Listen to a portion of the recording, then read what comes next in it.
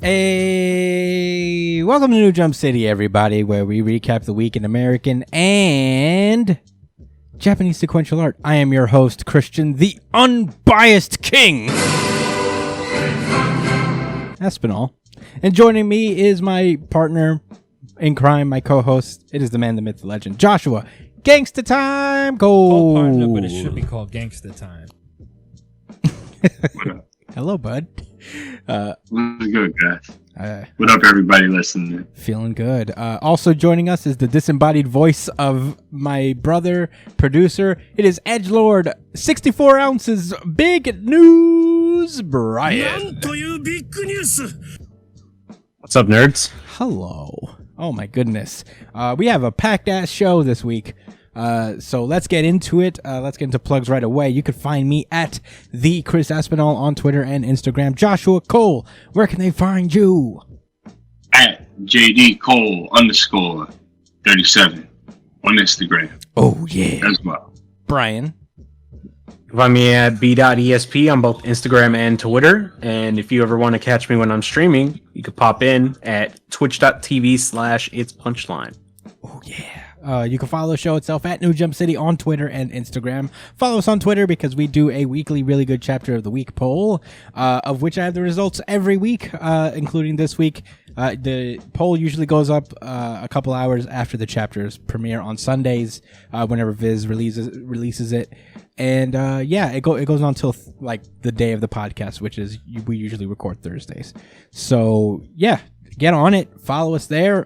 If you have any questions, suggestions, anything you guys want to talk to us about, email us at newjumpcitypod@gmail.com, or you can comment on any of the videos you watch on our YouTube channel, which you should also subscribe, like, share, all that shit. Do it. And if you prefer the audio version of the podcast, if you want to listen to our beautiful voices on the go, you can subscribe to us on iTunes, Spotify, Pandora, Amazon Music, wherever you listen to podcasts. We are on it. So, do the thing. 5-star reviews all around as well. Share it with your friends. Let's get it popping, you guys. Let's get this show on the road. It is time to randomize. I'm giving you 5 seconds to get your big boot ass on the floor. Undead Unluck. I was wrong. Yeah. Okay. Yeah. Well, it's all right, buddy. Because we got color pages of Undead Unluck Chapter 65. You have my thanks.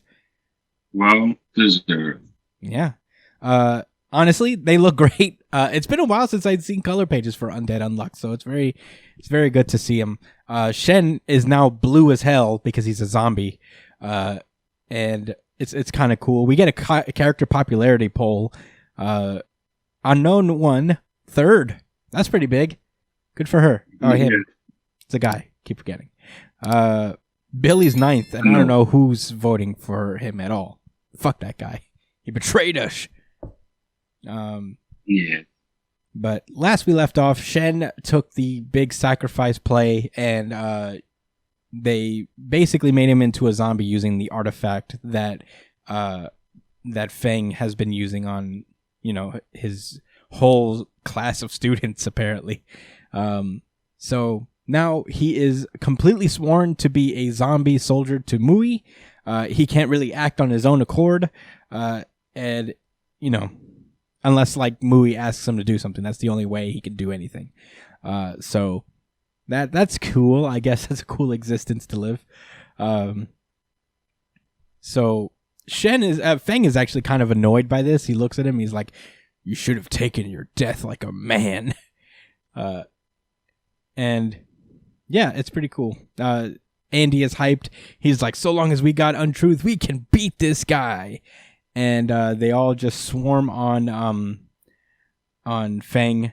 And Feng is like, "Ha-ha! Struggle all you might, but know this, no number of weaklings could ever beat a dragon." He tries to pull up this cool mist. Call himself a dragon. Yeah, it's like, all right, bud. We get it. He tries to make a smokescreen out of the back of Summer, and he succeeds for a while, and he realizes, like, oh, man, he's trying to counteract Untruth's vision requirements. So But luckily, the good guys have a countermeasure for that. Mui pulls out an artifact called the Basho Fang and just fans it all away.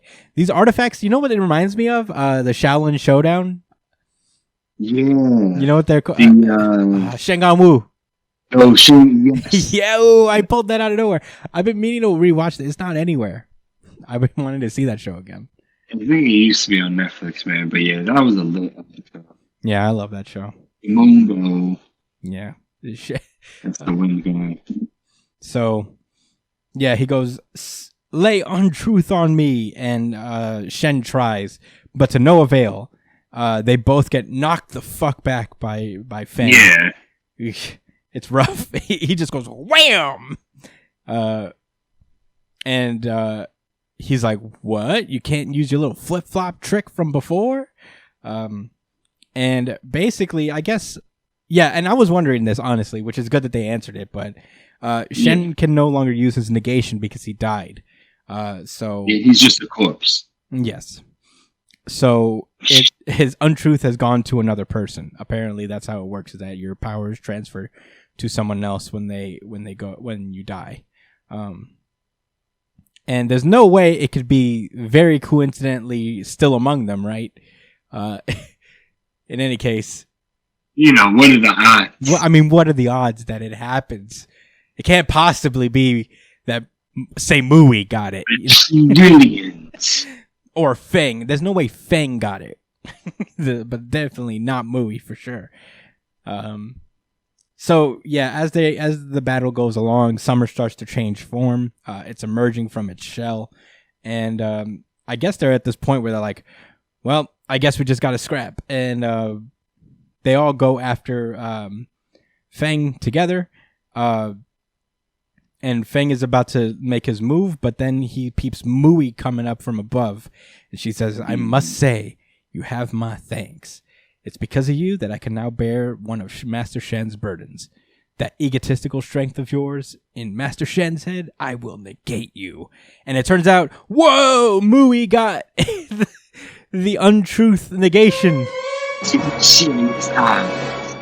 And she freezes. Now he's dating her as a character. Yeah, she freezes Feng in his place, and Shen pulls through, does this dope ass like bam, kung fu shoulder bump that sends him flying like literally 50 yards away. And he's like, ah. And he says, Feng, you are strong. You may be even the strongest in the world, but you know what? That is all you are. As Feng is like pretty hype, but you could tell he's also kind of tight at the same time. Oh yeah, the veins are bursting in his head. And I don't think that's because he got hit. Yeah, he just died still offended. Yeah, I mean, I'll tell you what, I'm not really mad about like Mui having it. I figured that's what would happen. Yeah, I mean, you know, it is what it is. I can let it slide. It's fine.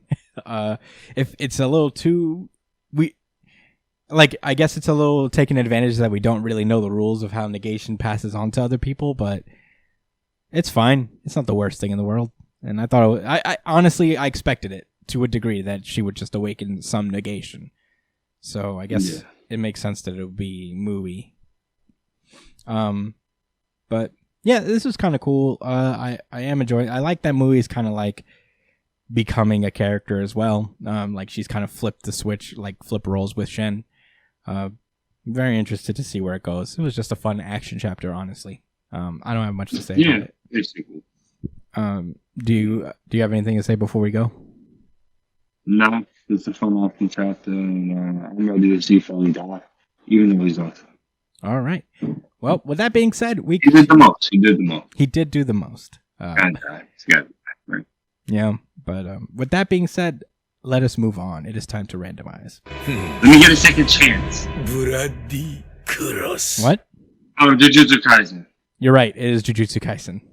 All right. I'll take that. Jujutsu Kaisen Chapter 150, Perfect Preparation Part 3, and we also get color pages for this. I like this color page. It's kind of nice. Like we got two. We got the same page and 2-page spread thing. The beach one is nice. Yeah, it's 150 too. The first one just reminded me that Maki is literally toast. Yeah, she is toast. She's a toast woman.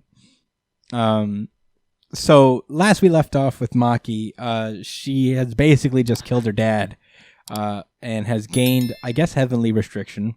And she's just like admiring the sword that Mai left her. I think it's the last thing that Mai was able to create before, she passed away. And we get the cool color page spread where they're both holding hands together in the beach or whatever.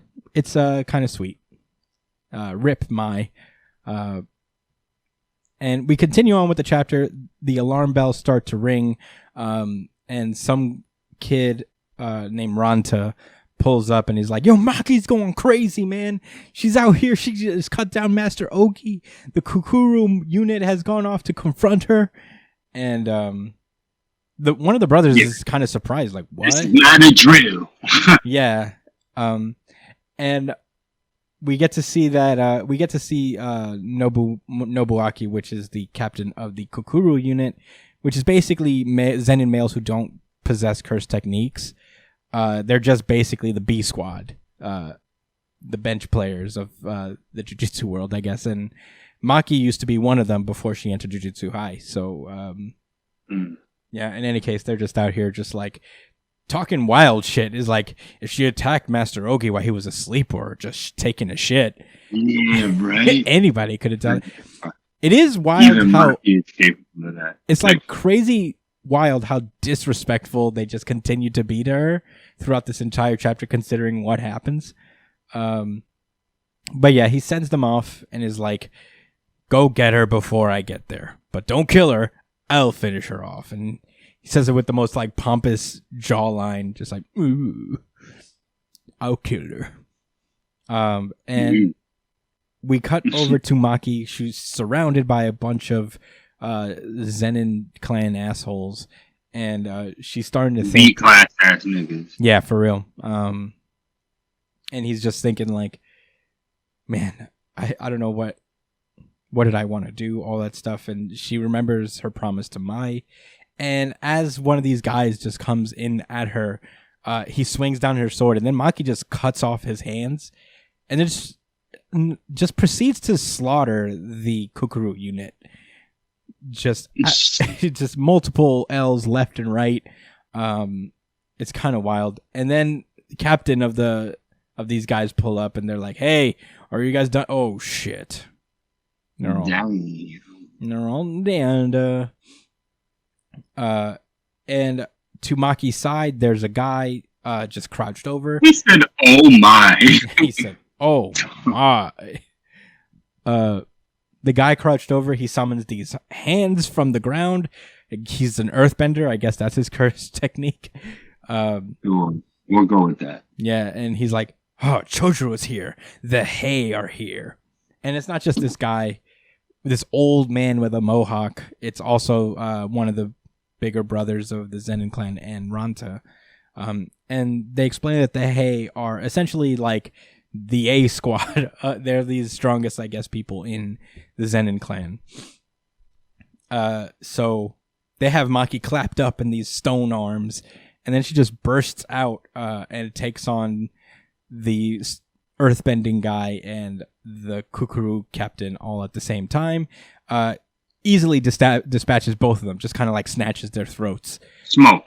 Yeah, dead. I'll do the sound for these guys because they're not fodder. That's for the two that just died. And Maki is just pulled out their throats, and then she just gets frozen. These two eyes appear behind her, and it's this Ranta guy's curse technique, I guess, where I guess he freezes you with these eyes or whatever. And Ranta's like, "Go for it, Master Junichi!" And man, Master Junichi pulls up.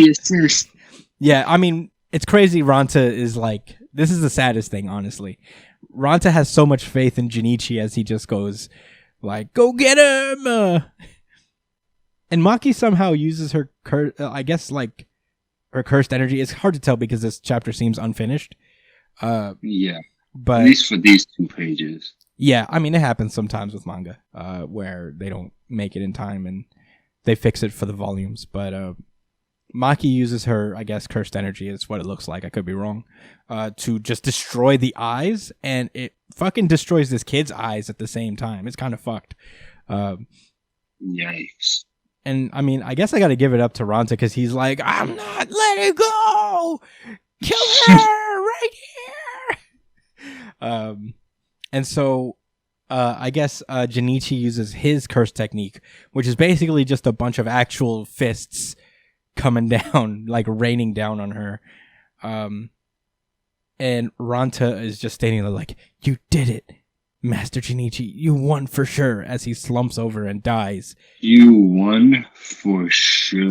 I'm absolutely positive he was like, good job, Master Junichi. There's no way Maki survived that, as he dies. But Maki That's what happens. He dies. I thought he just couldn't see. Yeah. You see him But he slump over. died thinking that he won. Yeah, and he didn't because Maki pulls up with the severed head of Junichi. So I guess... and one for Ranta. And the chapter ends where Maki just tosses his head into the springs.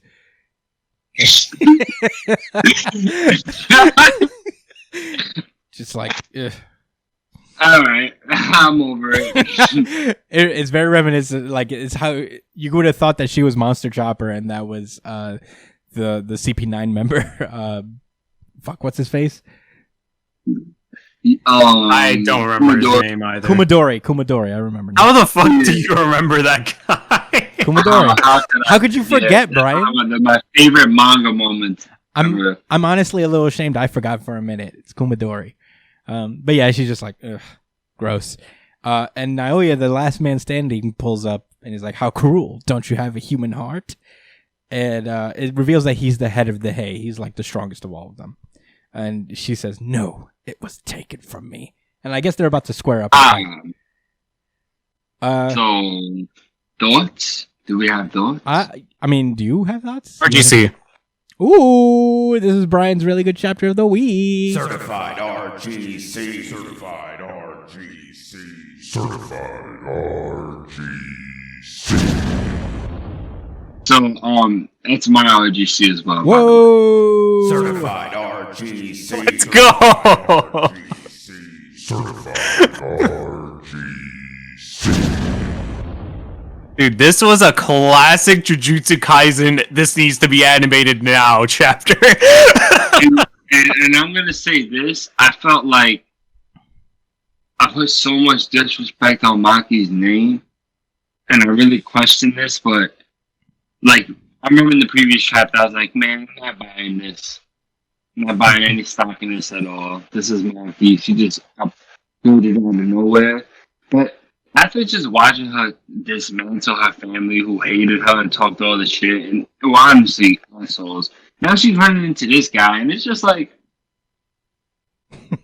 who's gonna stop her? Yeah, I don't know, man. Who stopped the other guy by having the restriction? Gojo, no? No one got stabbed. No, right? Gojo got his ass beat by... I thought he came by back Megumi's and dad. fought him. Nah, he lost. So who beat him? I don't think anybody actually beat him. That's bullshit. Somebody beat him. I mean, No, nobody. I don't think anybody actually beat him. Like, even what's his name didn't beat him. I think he actually was undefeated. yeah, Brian, Can we get a search on that? Yeah, Google that in the meantime. Yeah. B.ESP? It's been a while. I'm What's his name again? Toji Zenin. Toji. Okay, so yeah, I'm refamiliarizing myself with you. I've been collecting the volumes.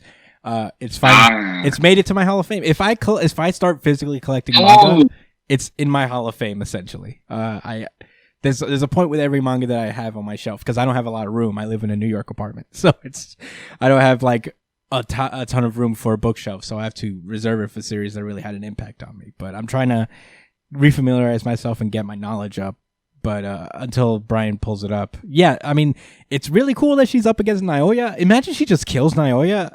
I didn't think that these Zenin fucking guys were gonna go down right now. Yeah, just like that.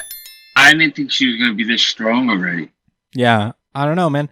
I would like to think that Naoya sticks around for a while. Right? Like, he's not gonna get... I don't think they're... Here's my theory. I mean, I could be absolutely wrong because Maki is in fucking savage mode right now, but I could see a place where Naoya doesn't even fight her and he ends up in the calling game as well. Naoya's a little different like that, you know? I could see him just kind of worming his way out of this. Because he's fast. Yeah. I'm curious, though. I mean, I wouldn't put it past her to just slice this dude's throat and move the fuck on. He's losing the limb. He's losing something. He's not getting out of this. Unscathed? You think so? Yeah. I don't know. Maybe he's the one. Maybe he's like not someone who could stop Maki, but he. Okay, so you're right. Chris, you were right. Toji was defeated by Gojo, I think. Well, he comes back and beats him? Yeah, I remember. Gojo comes back and he beats him. Yeah, okay. Gojo wasn't killed when he got stabbed up. He just like gets back and then he comes up and he kills Toji with I think the 6 eyes or something. He uses his like domain or whatever. I don't know. He does something. He does something wild. Yes. I remembered something for once. One of these. You got it. The more you know. But in any case, this was a really cool chapter. I wish I had the drop made because I guess now that we're talking about it, this is also my RGC. Certified RGC. Let's go. Oh shit! Unified. Yeah, we gotta get on it. We gotta make the What was? I don't think it was it unified. Unified RGC. Yeah. Unified. Yeah, we gotta get on that because sometimes The harmonic convergence one is when the audience also votes it. Yeah, we're in tune with nature. Yeah, Which is I have an idea for the harmonic convergence RGC, but we have. I mean, you know, we have to get on it. You guys have to vote so we can finally achieve those. Those will be fun. But yeah, that was Jujutsu Kaisen. What a fucking crazy chapter! I can't wait to like this. I would love to get this volume just to see the finished art of what she does with this fucking dude's eyes. But yeah, I mean, I don't have much to say. It is just a slaughter fest, and it's very satisfying to see Maki trounce on these misogynists. This was like a One Piece. This was like a classic One Piece like redemption chapter. You know what I mean? Like One Piece is really good at writing these assholes that you just want to see get fucking bodied. Yeah. right. Dude, This Maki, is one of those chapters. The author snapped. dude, I mean, this is wild. Maki literally just tore through the patriarchy in a visceral and physical way. Very much appreciated. But then, like, now that I'm thinking about it, it's like, now what's the point of being the head of the Zenin now? Is like 20 billion of them are dead. How many of them are left? What's even the point anymore? There's probably just Naoya, Megumi. That's why this doesn't count as murder. This is a coup. Oh, yeah, it is a coup. Well, they were trying to coup too. Like it was just a re-coup, reverse coup. Oh, because the other kid was supposed to be the heir, and he passed it to her, but they wasn't trying to hear that. No, because Gojo was Coup around. times 2. Yeah, coup times 2. They were because they didn't want Megumi to be it, and Gojo's not around, so they got real bold, and they were like, we should just assassinate these kids right now, so we could be the heads now. Yeah, who's gonna stop us? Yeah, for real. Maki. Maki. Man, that's what they thought. Not only just they took them and got their heads chopped off. Yeah. The dad got his head chopped in half. This dude with the long hair got his whole head lumped off. Yeah, and dumped into the springs. Ooh, who's left? There was another one, wasn't there? No, he is left. He's the third person. He's the only one left. Oh, watch him. All right, so He's the only this out. significant Check this out. Zenin left. One lost their head. One went half this way, horizontal. Naoya is gonna lose his head this way. She's gonna cut his whole body like this. Just a cross. That's vertically. Yes. She's just crossing Zenins left and right, like quick, Christ be with you. Yeah.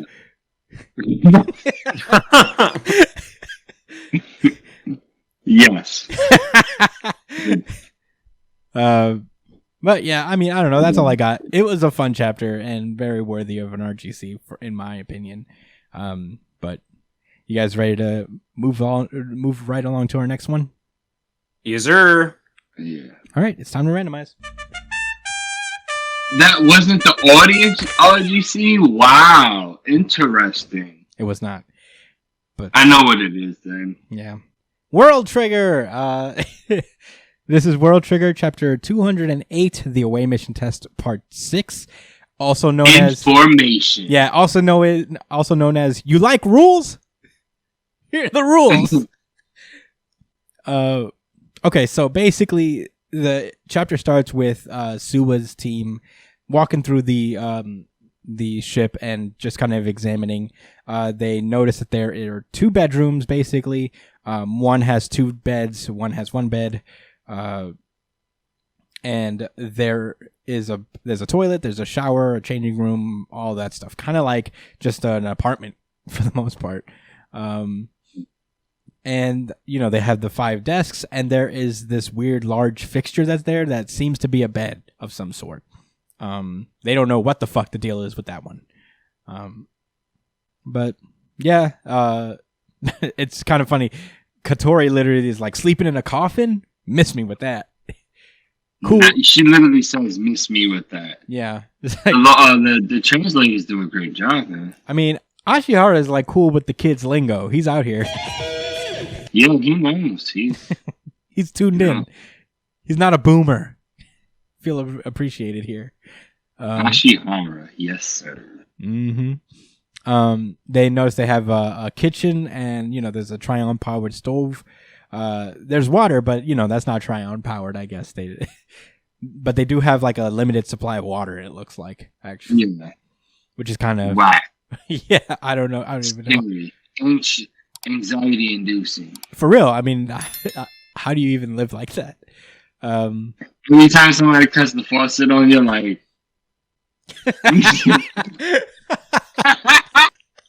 You run that faucet a little too long there, man. What you doing? Hey, I think that's enough brushing your teeth for now. You're done. That's enough. So how fucking long does it take to brush your teeth, buddy?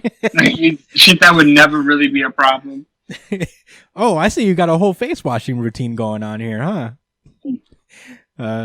Yeah, they also have like a microwave and a toaster, and it really is just a 1-bedroom apartment. They have a dishwasher, which is pretty cool amenities, honestly. I'm not mad at it. I don't have a dishwasher. I would like that. Me neither. They said that it helps save water, and I was like, does it? Brian, Google if it helps save water. I guess, because, I guess your faucet is constantly running. If you don't just run the faucet, you know what I'm saying, the whole time while I'm doing your dishes, then yeah. Yeah, I guess it is better because it does it all at once. Yeah, they have a food pantry with a fridge that runs on electricity because obviously, if the power's off, then all the food would go bad before they even got there. So, all that's like he's really explaining the logic behind every piece of equipment here, which is like, man, did you get Jujutsu Kaisen's editor? Because he's just like, explain why there's a microwave. You switch editors. I told him, he said, you will break everything down. I'm with it, though. I love it.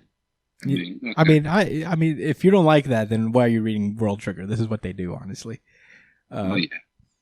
I feel like his editor is probably even like, all right, you don't have to explain why they have like a fucking toaster, dude. It's like, I do. Shut up. They have a dispenser for flour, salt, and sugar. It dispenses really slow, which is a detail that you need to know. It can be slow. This is pretty. It's funny because like this whole part is reminiscent of kind of the quarantine over the last year, where they're like, "Oh shit, we can make bread, dude." It's kind of funny. They don't real cash. I was like, "Damn, all y'all niggas know how to make bread." I mean, I think most people like know how to make bread at this point after the pet. You know how to make bread? I don't. Oh. I'm one of the minority that does not know how to make bread, but I feel like there's been a surge in bread making over the world in the last year.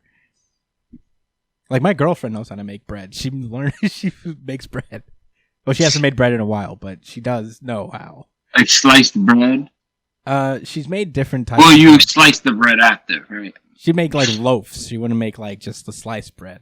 She wouldn't make like a loaf of like, just deli bread or whatever, like just a sandwich bread. Yeah, I got you. So that makes sense. Yeah, but that's cool. In any case, they even like kind of peep that they don't even have a lot of food to last them the week. But here's an interesting detail about Tryon bodies: is apparently they digest, and they digest super good. So they don't even need 3 meals a day. Must be nice. I know, man. I want to try on body. Damn. Imagine how good your life would be if you had a fucking try-on body, man. This is very easy. I wouldn't have gained all this quarantine weight. I would have been good. So yeah, they're just sitting at their computers now, and we get the actual breakdown of what the test is really about, kind of. So they have these their assignments are set up into 2 types.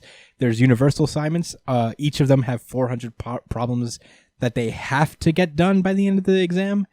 And they get delegated assignments where they get to split up. There's 1,000 between all of them. So they can split it up however they want. Some person can make the majority. They can split it up evenly. Or can they? I don't know. There's 5 of them. Yeah, you could do that. That's math. Yeah. So yeah, he's just like, they're just explaining that, hey, so we could do this. We could do this universal assignments. We're gonna focus on the universal assignments first because we have to complete every single one of those. Whereas the delegated assignments are more, you don't have to finish all of them.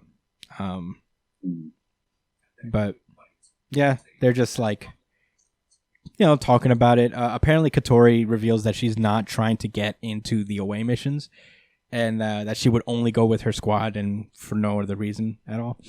But yeah, she also doesn't want to be considered like kind of a filler seat. She's like, because not all of these B rank agents are going with their squad, it looks like. So, they're just sitting there, and Sua's like, relax, you're not getting chosen anyway. And she's like, wait, what? Why not? I still have a shot.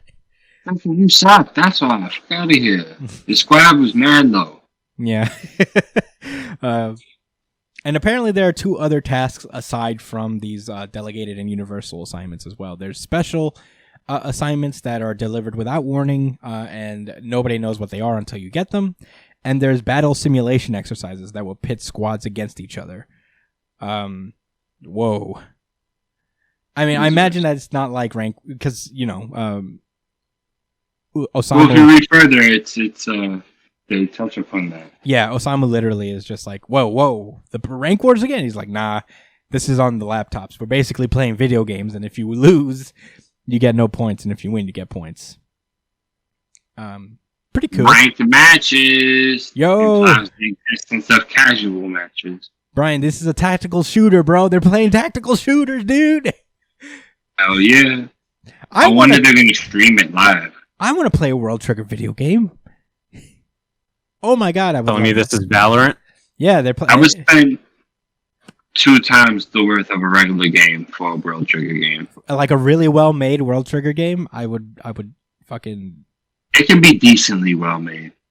Just has enough replayability. Yeah, it has to be good. Like, it has to be a good, fun game. It doesn't have to be amazing, although I would prefer it. There is a way. I mean, yeah, right? There is a way to make it amazing, I imagine. I don't know. What would you guys think that the World Trigger video game would be? Comment below. Let us know what you think. I would picture it more like XCOM, like a strategy game than a shooter, to be honest. It'd be a style game. Say again? It'd probably be like a beat 'em up style game. Where maybe they have more complex battle sequences at certain points and a lot of strategy to it. Yeah, I can see it being like normal, like a third-person shooter of a sort. Because a lot of it is just like them running around and shit until they find each other, as far as we know. But in any case, going forward, and Katori kind of just like thinks to herself, like, I think that's the most important category, the battles. The other assignments nobody can interfere with. There's just measuring how smart you are. But the battle sims let the winner gain extra points and actually get ahead. There's more opportunity to get points through the battle simulations than there is with the individual assignments. So she's like, we should focus on that. And Sue is like, man, you're just trying not to do homework. You can't even hide it well. Yeah. They get the rules for the battle sim, so we don't get that. I imagine the rules for those would be a little better down the road. I think Mizukami is hid these rules from them, but I could be wrong. I think he maybe meant the actual battle phase of the exam as opposed to these little simulations. There's an extra rule that says that the operators have to go to their special rooms every night at 9 p.m. to write a report on the day's events. And the reason being is that operators usually don't have a lot of try-ons. So, they usually let them go to this computer that is assumedly electronically activated so that they can write the report and, do their part of the exam. I'm glad you used the word assuming, because things may not be exactly what they seem just because they say that, oh, yeah, it's probably that. Mm-hmm. You know what I mean? Like, there's a lot of opportunity for misdirection here. For sure. And not cheap misdirection, something that challenges the way we would normally think about. Yeah, no, for sure. These situations. I would think so, too.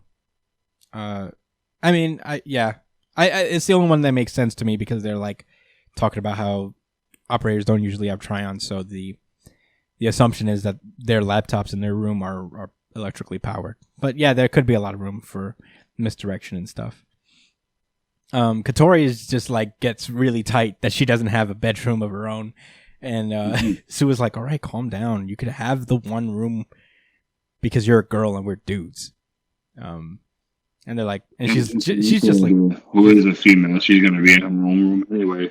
Yeah, and Katori just immediately calms down, like, "Oh, okay." Okay, so, and apparently they all have to take turns sleeping in the capsule bed, which is weird. I don't know what that's about, man. Yeah, maybe that's to really train them. Yeah, I wonder. I'm very curious as to why the capsule thing is a thing. And they also ask her, wait, does that apply to the operator too? Because she has to write a report every night, so... Does she have to sleep in the operator? Do they have a capsule in the operator room? And she says, I don't know. We have to go look. They revealed that Oki, I think his name is, the sniper. He's going to sleep in the capsule bed first. Osamu and Suwa are going to go to the double room. Katori's going to have the single room. And the operator room is obviously going to the operator. So, yeah, they basically go on and start their assignments. They spend about an hour doing the assignments when all of a sudden they get a special assignment. Also, Katori is losing focus. I feel like that's significant in a way. It was funny because she was just starting to glaze over a little bit. I mean, and it was right on time before she started really going off into her own world. Yeah. I know how that be, man. I know how it be too, man. It sucks. Then they get a special assignment, and Suba advises them, all right, crew, we got our first special assignment. I just sent it to you. And they open the special assignment, and they are confused. They don't know what it is, and neither do we, because that's where the chapter ends. Yeah. I mean, do you like rules? I love this chapter. I mean, it is. I love rules. Yeah, we got a little more details of what the test really entails. I wonder what the special assignment really is, because those are going to be the real, where the battle simulations are play these games and battle each other. We'll evaluate that. I feel like special assignments are kind of like head games in a way. They're very designed to test your mental, Yeah, probably more team dynamic stuff. For sure. I'm very curious to see how that goes, but. Yeah, I mean, it is just a lot of bureaucracy and, explaining things, which is not bad at all. Just is World Trigger. I really did enjoy it. I wonder if we're going to see more squads participate, in the special assignment. I wonder if they all get special assignments at the same time. There's a lot going on here. But yeah, simple chapter. I'm very curious to see where it goes. You guys have any thoughts before we go? Nah. Okay. It is time to randomize. Well, it's called Partner, but it should be called Gangsta Time. The X books. All right, Hellfire Gala's here. Oh yeah, Gala. the Gala. Yeah, I think that's how you pronounce it. Gala. I thought it was Gala. Is that not Gala? Brian, can you check that? It's pronounced Gala. I know. I don't even have to look that up. Maybe. I don't believe you. It's literally pronounced Gala. Well, we're here anyway. Why would it be pronounced Gala? This I don't know. I feel like I heard that. the Hellfire Gauntlet. The Hellfire Gala begins with Marauders number 21. Oh my goodness. So I wish we had Luke Trevis on to judge all of the drips in this issue because there are a lot of outfits. Yeah. The X-Men are dressed to the fucking nines, dude. It's crazy. Okay, so we open up to this like little invitation. We get kind of what's it called? A breakdown of the events, an itinerary. That's the word I'm looking for. The gates open at 7. There's a cocktail hour, a telepathic concert, dinner. They introduce the new X-Men that were voted on by not only Krakoans, but the viewers at home. Y'all chose Polaris for some reason, but I guess X Factor is out, so she's not going to be in the book. So, I guess. There's an introduction of the new X-Men, celebration and dancing. Closing remarks from this year's host, Emma Frost, and fireworks display at the very end to close it all out. The gala is not taking place on Krakoa. It's taking place on, what's it called? McKinnis Island, I think it's called. It's a protectorate of Krakoa. It's just like this little protected land owned by Krakoa. And everybody's wearing their drip, just thinking about, wow, it's been a while since we did a Hellfire Gala, but we're all here. Domino is working security, which is to be assumed that all of X-Force is basically the security for the Hellfire Gala. And we start to get like people pouring in, starting with the Avengers. They all come into the Hellfire Gala. They're all fully dressed in their costumes. Captain America's wearing the shield and everything. You know, I figured they would have like dressed up a little, but I guess not. Oh. Yeah, like my bad.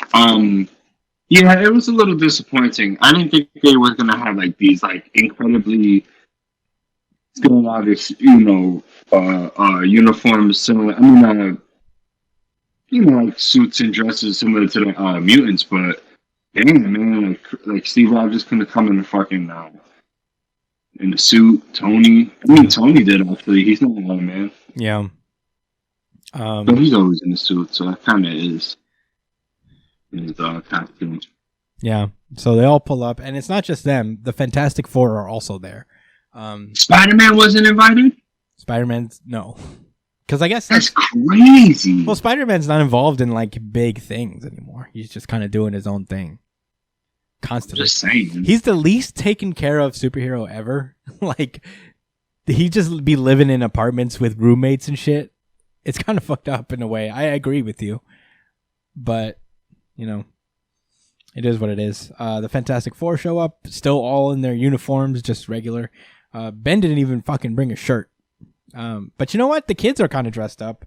And so is Ben's wife. She came in a dress, and I'm like, why couldn't you guys come in a dress? I don't get it. Right? You're not expecting a fight here. Why? Nah, because they did it for business. Nah. Mr. Fantastic's there. You're right. We get this in a few minutes, but then Iron Man pulls up in his Iron Man suit, and Quentin is like, the fuck, man? Why'd you come in your fucking whole ass suit? You didn't come through the Krakoan gate. It's a delicate ecosystem over here. And not only that, Doctor Doom also steps through. He's here. And yeah, it's not just him. J. Jonah Jameson is invited. I don't know why he's here, but whatever. Yeah, J. Jonah Jameson is invited. I'm like, why is he here? Is that who that was? Look like it. Who else could that be? That looks exactly. That's J. Jonah Jameson. Well, why is he here? He's a podcast host now. It's like inviting me. Oh wow. Yeah, I think that is him. Doctor Strange pulls up too in his costume, but he's like, well, at least I don't look like overdressed anymore. First of all, Xavier pulls up to Fantastic Four wearing a golden Cerebro. Gold-plated Cerebro. Oh my god. I saw this and I'm like, whoa. He came in with the gold-plated Cerebro and mad chains. He's got this like... Dude, this is like supreme trip.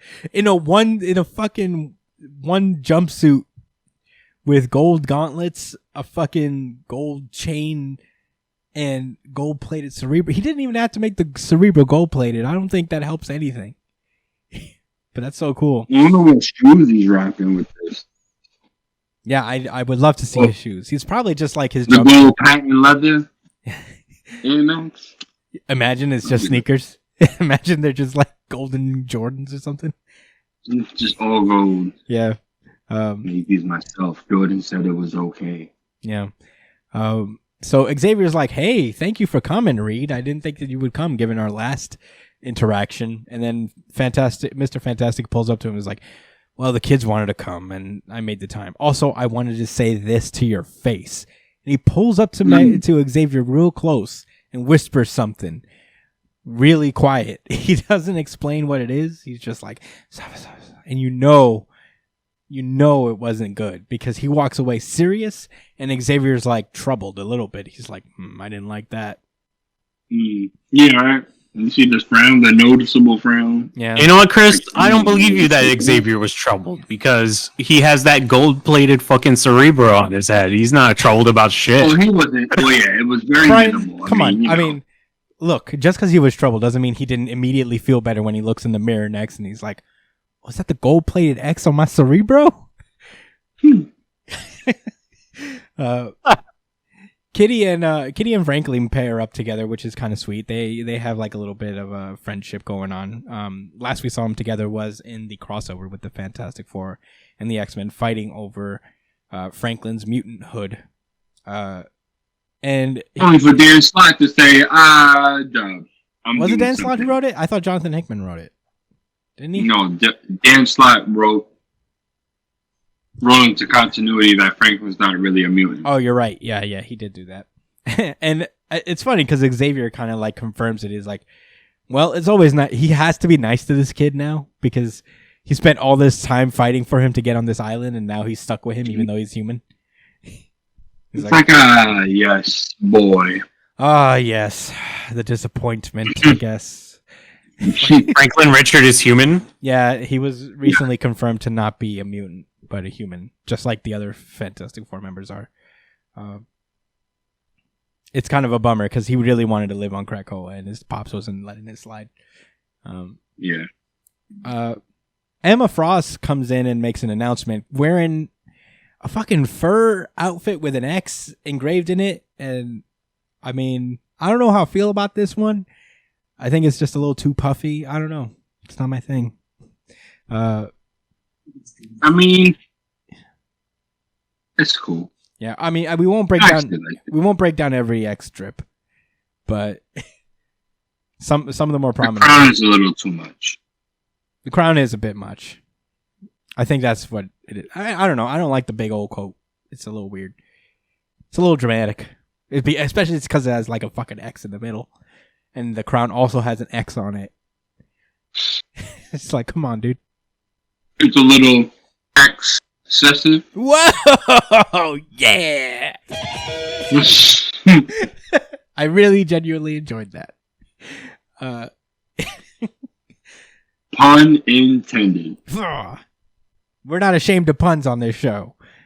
So Emma's like, all right, we're going to get the party started. I got you this violinist lady, and she's going to play a psychic concert in your mind using the 5-in-1 and Marvel Girl. They're going to basically stream this thing directly into your minds and make it like make you feel like you're playing this fucking instrument. Dr. Doom immediately is like, Dr. Doom is not here for it.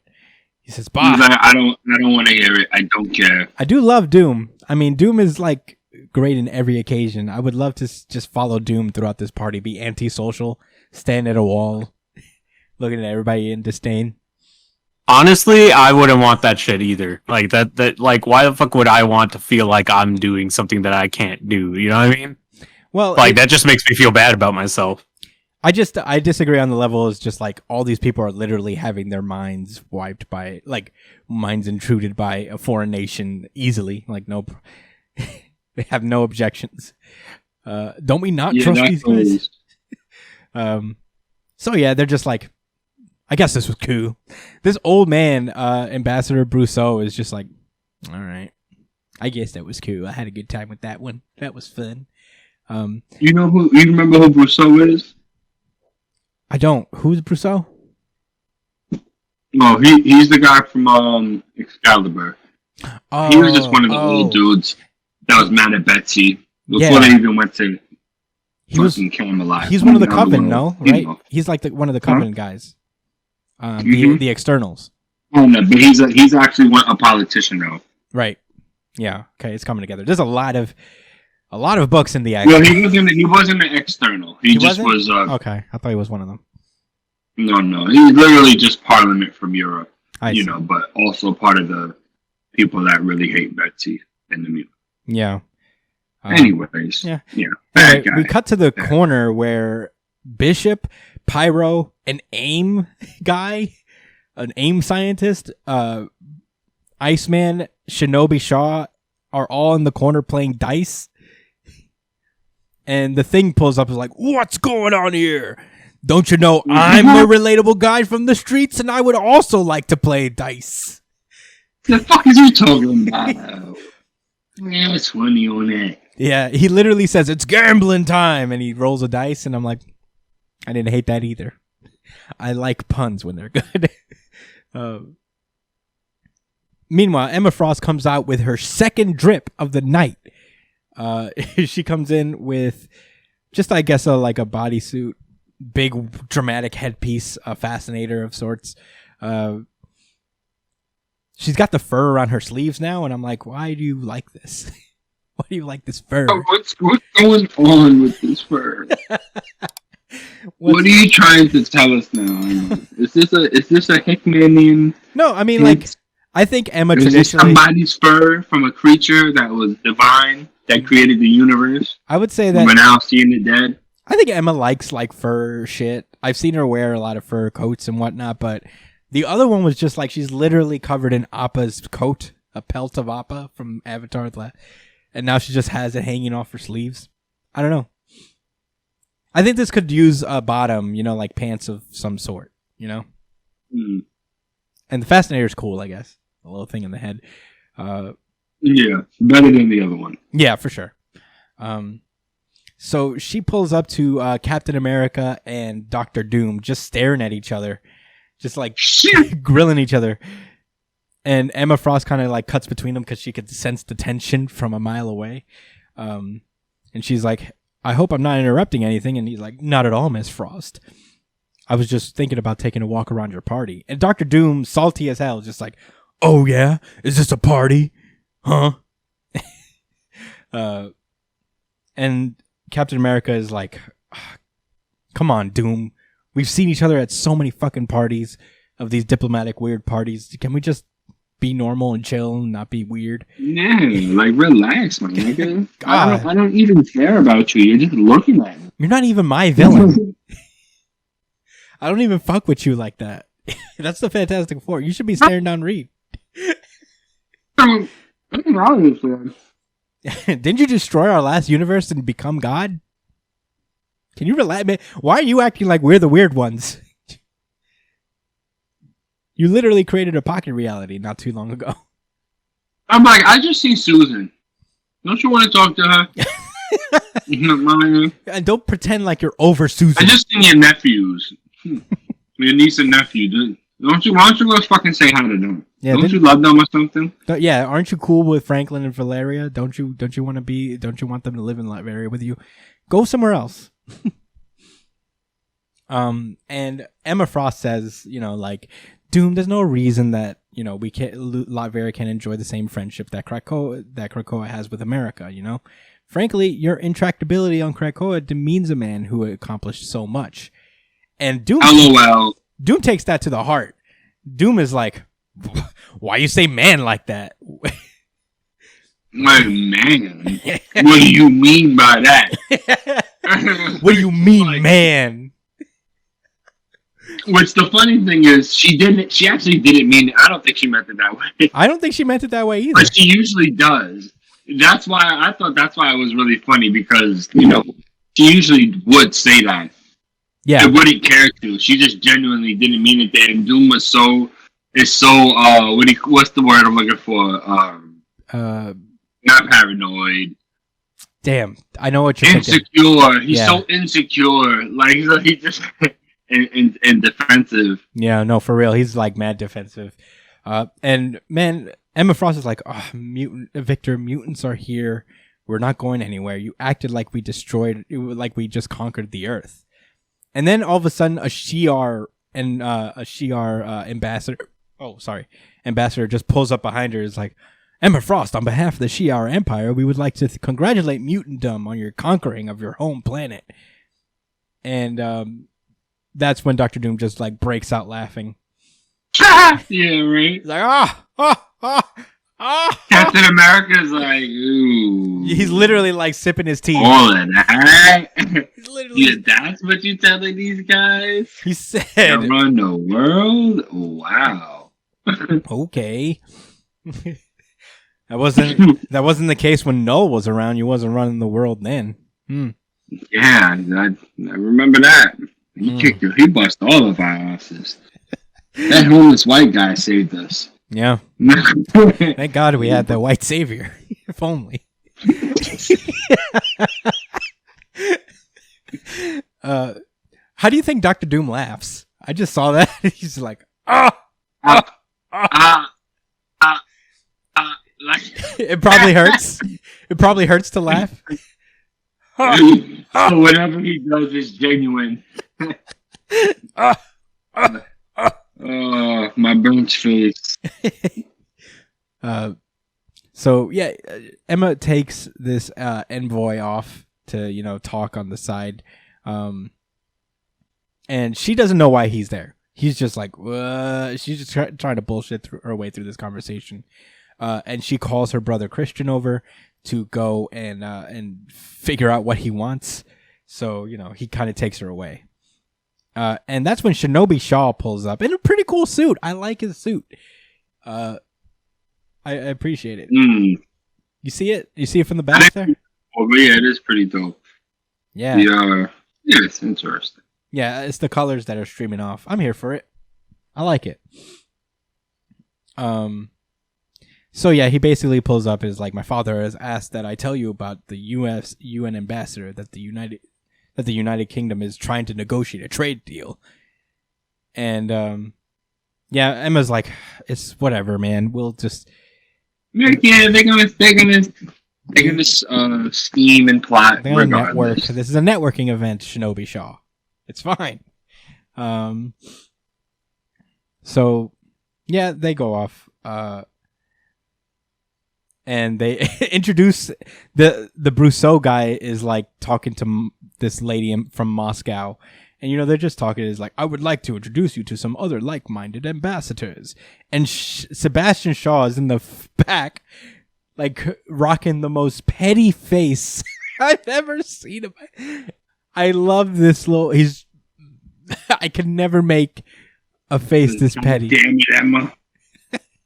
This is the face Josh puts on whenever he sees an Arrow person do something cool. He's just the back. Yeah. What am I reading? We then cut to the Verendi kids who are there. And I don't even know. I think like this is like an exception that they shouldn't have brought these kids because they're actively the worst. But yeah, I agree. But yeah, they're just Cade is basically talking to Wilhelma, who I guess they're like, they've always been just like this weird couple thing. And he's like, sounds like our deal's in the bag, Wilhelmina. And she's like, oh, cool. And then we cut behind them. We see that the cuckoos are standing behind her like, Wilhelmina hurts to even look at. They all should have known. And it turns out that like Wilhelmina, whatever her name is, she might be a cuckoo herself that they just kind of like, which is a hell of a retcon. Yeah, interesting stuff. Unless it's not, but yeah, that's. Well, there were more than just 5 stuffed cuckoos. Oh, were they?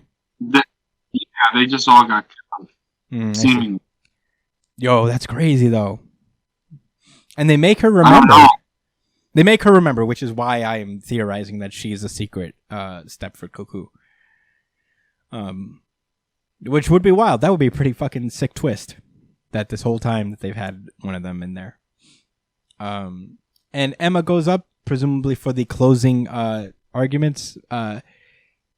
She's like, I'd like to propose oh, no, wait, this isn't the closing argument. This is before the fireworks. And she basically is about to go into her final wardrobe change, and she's going to give one speech before they get the party really started, I guess. You change for the 3rd time. Yeah, I mean, give it to Emma. She has, like, multiple outfits. I appreciate it. I appreciate her dedication to the drip. We get, like, little snapshots of people across the Krakoa. The Gala just kind of like chatting, and we see that how like Emma Frost is like, I'm kind of digging Steve Rogers tonight. I'm kind of here for it. And Kitty Pryde is just like, dude, he's old. He's an old man in a hot. He's an old man trapped in a hot guy's body. Why? And she's like, I don't know, man. It's just, I'm just feeling it tonight. And she reads his mind, and apparently she reads his mind to the degree where, like, because she thinks that she's feeling her too, and then he reads her mind. He reads his mind, and it's revealed that Steve just thinks that Emma Frost reminds him of his mom, so that's why they get along. It's just that he's just like, come on, dude. He's so pure. Why is he so pure? I don't get it. Yeah. But in any case, yeah, they do their little thing. She proposes a toast to everybody who pulls up, and Sebastian Shaw looks on like, at this rate, will only be a black market, because the whole thing is to just kind of like help Krakoa become get into the more viable market. And Sebastian just, I guess, doesn't feel like this is helping at all. No, he doesn't agree to this even a little bit. Yeah. Oh my goodness. So yeah, we now get the 2-page spread title card thing, and the next page after now we get it. Wow, very blue, very Tite Kubo-esque, very Kuboian of you. Kuboian. So we cut over to a few minutes after after midnight. I guess the gala's over at this time. They just cut through all of the stuff that happened, and I guess this is just kind of like a teaser, just like because everybody of these ambassadors are just kind of like, fuck.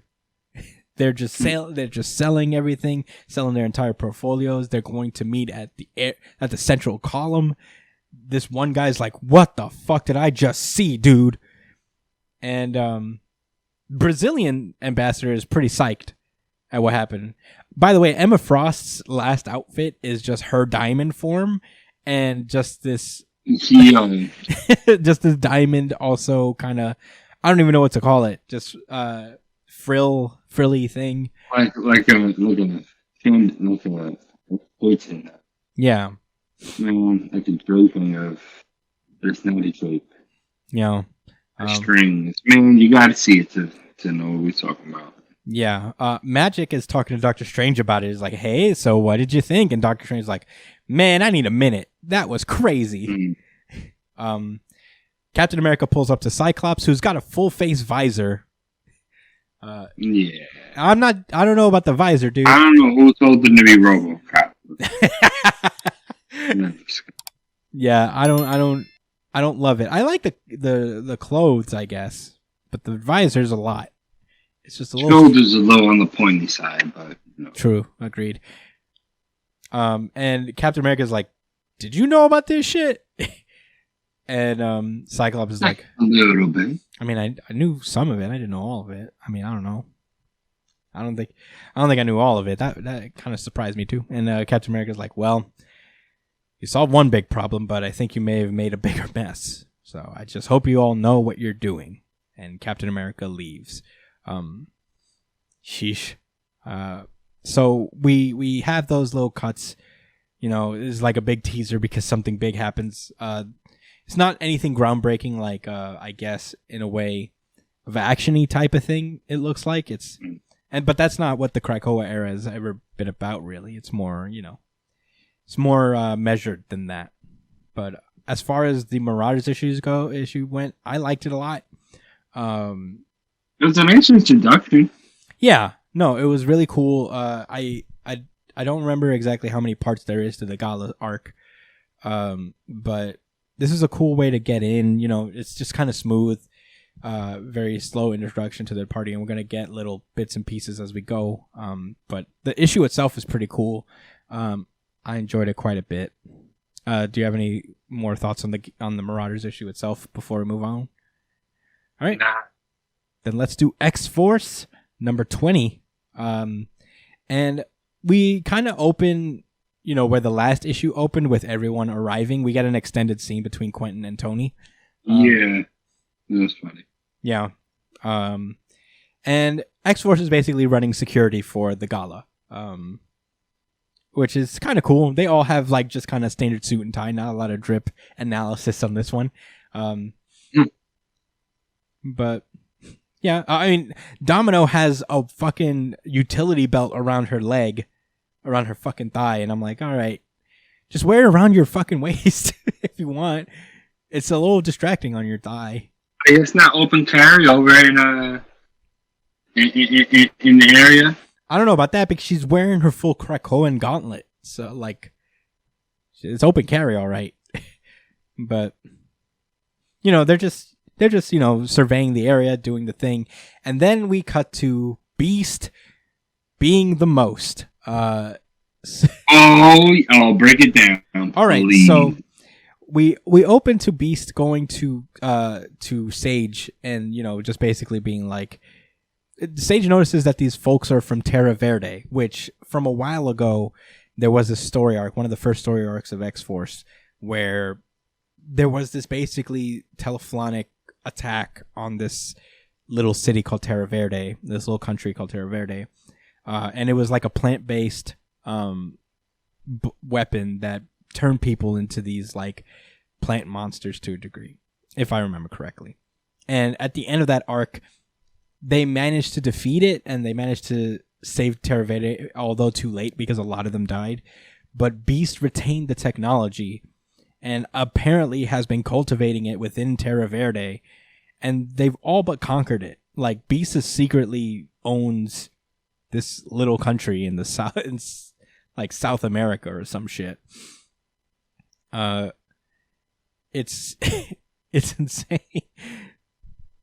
Yeah, I didn't know he took it that far. I didn't remember that being the case, bro.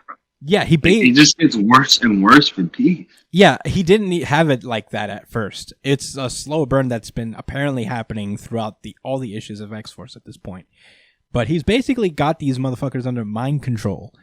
And man, he's just out here like smiling about it. Sage is like, what's going on here? And Beast is like, you'll see. Oh, watch this, Sage. I'm a smart guy. Oh my god, dude. Beast, I don't know what the fuck they're doing with him. They're making him a real asshole real fast. It's not a slow burn. He was an asshole from issue 1. It's so weird. But in any case, Domino is walking around, and well, first Beast dismissed her because Domino is like, so yeah, what are they doing here? And fucking Beast is like, hey, I mean, you're a field agent. You don't need to know. this is I'll take care of the intelligence. You do your fighty thing. And I'm like, oh, fuck you, Beast. So Sage just kind of changes the channel on him. He's like, hey, he can't hear you now, so if you want to talk shit, I'll listen. Dude, this one-page spread where it has Domino looking at all the heroes, I thought it was more funny that Doctor Strange was pouring up a beer for Doctor Doom. Yeah, no. Like, oh, that's pretty chummy. Yeah, yes, they're both spellcasting guys. Yeah, it is. It is kind of nice. Domino pulls up to, I guess, like this main dance hall place. First of all, I almost didn't see Storm's drip. Looks fantastic. Yeah, she's got the thunder just casually around her just to make the outfit even more poppin'. I'm here for it. Go do it, Storm. Go get it. So over the course of the issue, Xavier starts to notice that Beast is up to something immediately. He's like, what are you doing? He's like, what are you up to? And Beast is like, hey, you told me that you'd be better off not knowing. And Xavier's like, all right, yeah, sure, I guess. That's fair. And then he just goes off to... Come on, Xavier. I mean, man, he's out here dripping still. It's been a minute since I've seen his gold-plated Cerebro, and it's more shiny in this issue. Most respect. So Emma Frost actually picks up even more because Emma Frost is immediately like, this furry motherfucker is gonna ruin everything. And Beast gets like this is a great panel. It's very manga-esque in terms of like evil panel where he's just like, yeah, looming over like the things going on. Like, yes, this is all my doing. Yes, efforts. Everything's going according to plan. So basically, what Beast is doing, he's having these Terra Verde ambassadors walk around and use the plant weapons that he's been developing with them to basically bug all of the other ambassadors at this fucking party. Sage is in on it, but she's not like thrilled about it. She's Beast is like, so how are we doing? She's like, the garden's growing, but I thought the plan was to only bug nations that boarded Terra Verde. And Beast is like, yeah, that was the plan, but you know what? Whatever we do, it's for the right reasons, right? It doesn't hurt to like bug other people's. And it's like, damn. What is happening? It's a little weird. I'm not necessarily opposed to this characterization of Beast, but it just happens so fast. Like, it's not a slow burn to the top. He's just always been this way, I guess. And it's a little jarring. But in any case, this is where the fun pulls up in this issue, honestly. I did not see this coming. At around 9:30, Wolverine is just, surveying the area. He's at the bottom, like the very bottom of the island. And he sniffs. He's like, Sage, I smell something. I got movement coming off the shore. And he sees like something coming up. He brings out his claws. And full page spread, it is Deadpool pulls up to the fucking Hellfire Gala. Comes to crash the party. First of all, Deadpool's got just the tube, a rubber ducky tube, a snorkel, and a harpoon gun. Very Deadpool. And he's like, I heard you were having a party and you didn't invite me. That hurt my feelings. And he just starts fighting Logan. And Wolverine's like, fucking God. He shoots someone's net at him. Yeah, he's like, I'm a mutant. Why didn't you invite me? He's like, you're not a mutant, which he's not. He's not actually a mutant. So Deadpool's like, I'm an honorary mutant. I should be allowed to come to these fucking mutant parties. Like, bro, you're not one of us. Get the fuck out of here, weirdo. Yeah. Staten Island. Yeah, and Wolverine just starts fighting him left and right. And Sage is trying to get in contact with Wolverine, and when she loses communication with him, she sends Domino over to find out what's going on there. At the same time, that's when Emma Frost pulls up and is like, is something wrong, darling?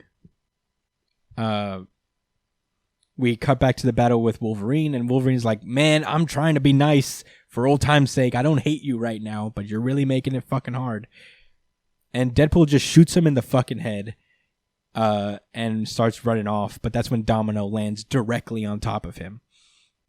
Domino burns his face. Yeah, Domino burns his face off, and just goes off to see if Wolverine's okay. He's like, he'll come back from that, but it'll take him a while to heal from what I just did to him. So we cut back to Sage, and Emma's like, "What the fuck are you doing here?" No, wait, actually, Sage is like, "What are you doing here?" And Emma's like, "I just came to bring you some champagne. Why? Am I walking in on something I shouldn't have to?" Mm-hmm. You know, cheers to you, and cheers to your colonial rule of Terra Verde. And Sage, to your colonial rule. Yeah. Emma, that is exactly what it is. Beast doing the fucking most. Yeah, Emma spits out her... not Emma. Sage spits out her drink like, "Whoa! She knows!" Damn it. And Emma's like, "Yeah, that wasn't your fault. I mean, you should know better. You should have... I'm a psychic. You have like a bunch of psychics on this island. Someone's going to find out. But, you know, what you're doing here jeopardizes more than one night. It puts our entire nation at risk. Stop doing the most." And Tell Beast I said that. Yeah, so Sage withdraws all of the weapons that Beast has implanted into those ambassadors of Terra Verde for the most part. And something goes wrong immediately. Sage is like, "Whoa, shit." And Emma's like, "Hey, you better not be fucking around here." And she's like, "No, you don't understand. The telefloronic coding has been corrupted." Damn. And they have been hacked. So the Terra Verde people that had these bioweapons inside them, that technology has now been hacked, and this dude turns into a fucking plant monster in the middle of the Gala. And this particular storyline of the arc is going to be continued in Wolverine. But man, what an issue! This is one of the better X-Force issues in a while. It's been a while since like I've been like fully like, "Whoa, that's a cool story" with an X-Force issue. It's never been bad, but just like, you know, it's been lacking a little bit. But yeah, Beast is doing. Yeah. Beast is doing too much. I'm hoping that some kind of repercussion will fall upon him here, because I am not vibing with this, I guess.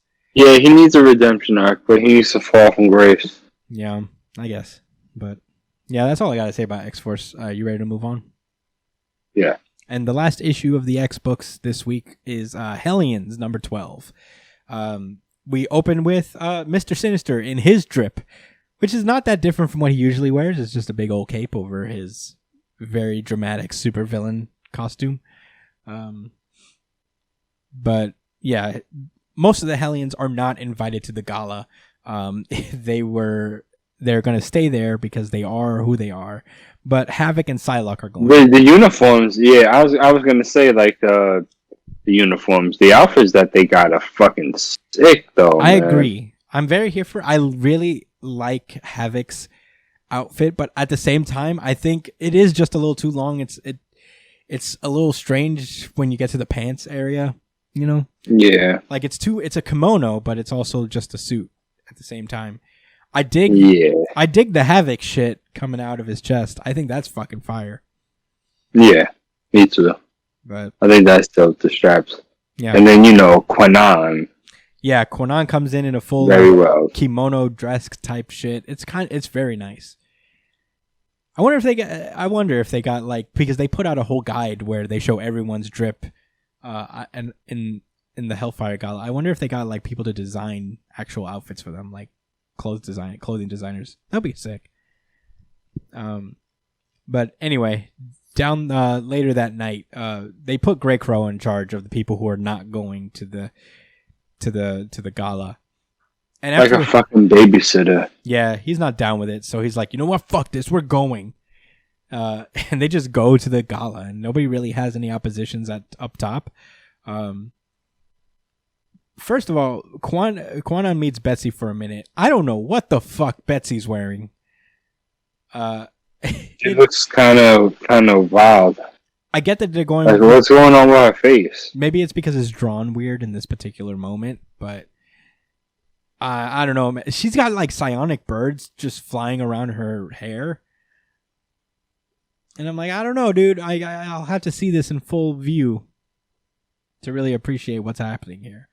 But anyway, the Hellions pull up in their costumes because they have no clothes because nobody weren't planning on going. Xavier himself sees it, and he doesn't have a problem with it. To his credit, honestly, I thought like when they got there, like everybody would be like, "What are the Hellions doing here?" But right, the Hellions. Yeah, but everyone's kind of vibing. I appreciate it. Sinister is talking to Thor and Black Panther, and he's basically like, "I didn't expect that." And he's like, "Oh, so you're a king and you're a god, and I'm pretty much that too, you guys."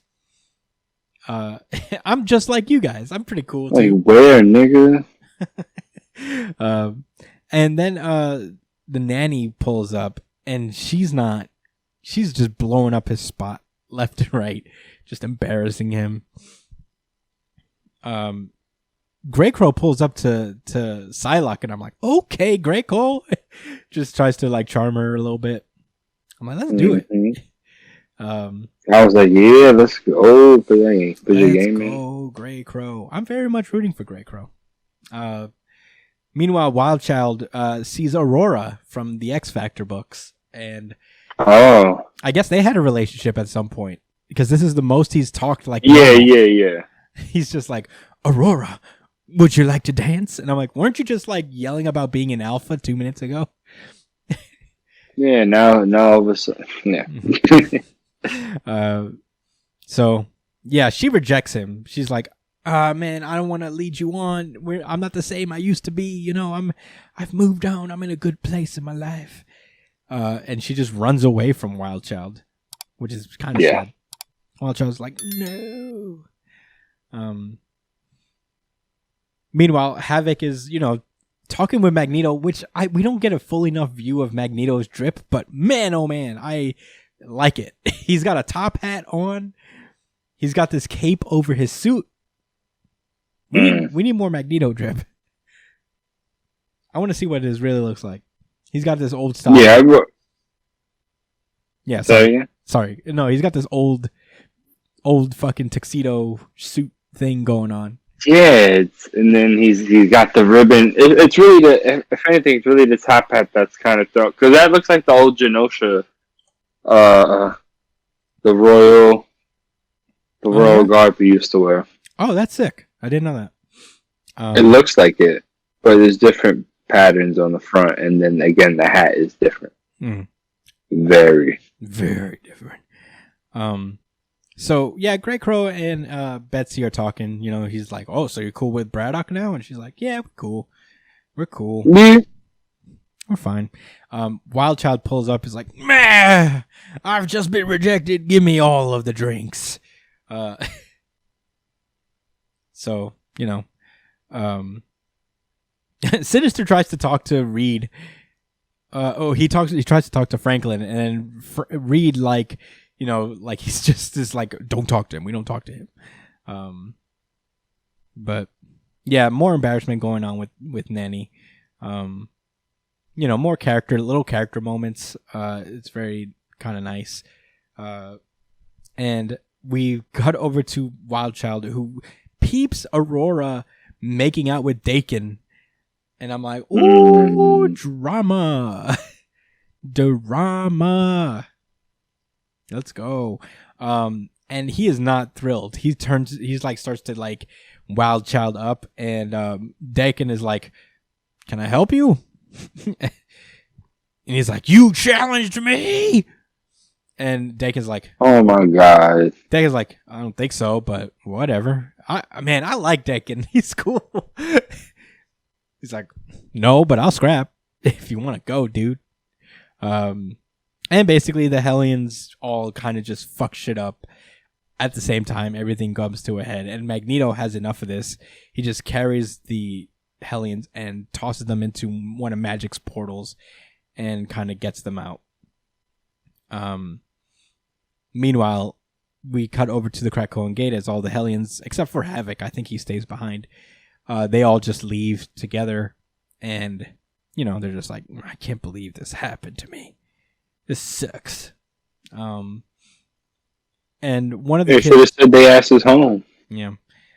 One of the kids comes through. He's like, "Hey, they're about to start the fireworks," and Greg was like, "I don't see fireworks." And then Betsy's like, "Oh, I know what she's doing," and it's a psychic fireworks show. It's kind of sweet, where all the outcasts get together and are looking up at the stars at the fireworks together. This series can be heartwarming sometimes, but doesn't last very long because the issue ends with Mr. Sinister pulling up with, I guess this is the Sinister he killed all the way back in Powers of X or something. Because I remember this Sinister had a beard. I could be wrong. Did he kill another Sinister at some point? Because I don't think this is. Dan, I'm trying to remember, man. Like, I knew there's something off about this one. Yeah, it's not the Sinister that's on. Yeah, it's not Sinister that's on the. No, definitely not. Right? Yeah, because he's at the Gala. He's got scars. The Gala. He's got scars and shit too. So he's like, it's good to be home. Also, what are those idiots looking at? So that's where that issue ends. Man, I really like this issue. I liked it quite a bit. This Hellfire Gala is going off to a good start. I don't know if the Hellions are going to be involved with anything else from here on out. I don't think they are. But this was fun. I'm into it.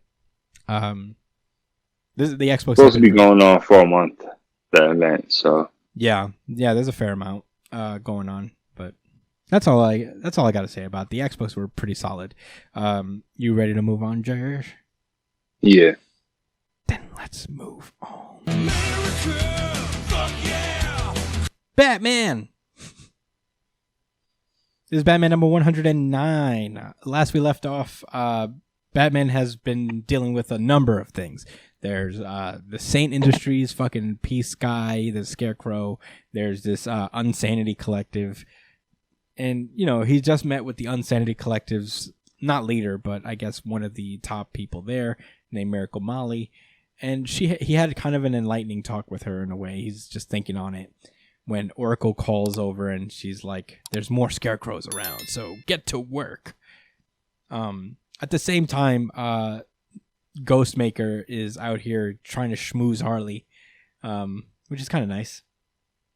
And that's when Bella Garton pulls up. She's one of a former lover of Pam, Poison Ivy, and she basically is like, Poison Ivy is working on something. I need you to help me find her. She's basically like just creating a jungle underground the city. So, we could use some help here. So you're the only one who can talk some sense into her. So she gives her a flower and says, hey, if you ever want to help find her, just call me using this. And she goes off. Meanwhile, Batman pulls up to Saint Industries. And man, this was my favorite. He's done with the bullshit. Yeah, he just pulls up while they're talking. They let this guy go, like a representative of the mayor, who he's been trying to get to accept this Peacemaker Corps thing that he's trying to build. Batman pulls up and is like, where's Scarecrow? His assistant thinks something's going to happen because he pulls out his robot arm. He's like, stand back, Mr. Saint. I can handle a flying rat. And Batman just roundhouse kicks him in the most just sublime kick to the fucking jaw. He got sent away like it was smashed. That nigga lost the stock. Yeah, he's done. He didn't even get up again. Back to the stage. He didn't get up again. He's out. He's done. And Saint is like, oh damn. I didn't know I was fucking with it that hard. Batman just picks him up and he's like, where's Scarecrow? And he's like, Scarecrow? I would never work with Scarecrow. I am working on this Peacekeeper Corps. So, meet my centerpiece. I call him Peacekeeper 01. And we get a full page spread of Peacekeeper. Oh, with the American flag on his chest. Yeah. Oh, he has the blue stripe on it too. Thin blue line, dude. I like this. I like this author a lot. Yeah, James Tynion. I like what he's doing here. I love it. Yeah, Batman looks over his shoulder like, whoa.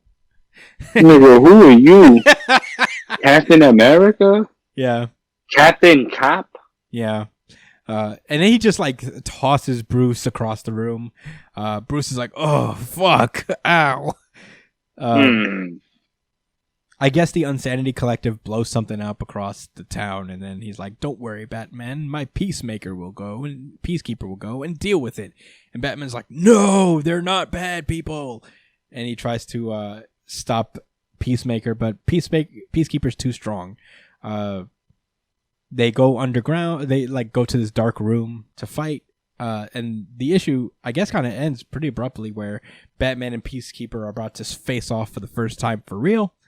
This is a short issue. There's a lot of action, I guess, in this chapter. I really like this chapter a lot. I just think it's kind of cool, and that fucking kick was the best. I couldn't resist. I mean, do you think this Captain Cop guy is going to give Batman a run for his money? Yes, because solicitations have him in the story for quite a while. So he's that guy.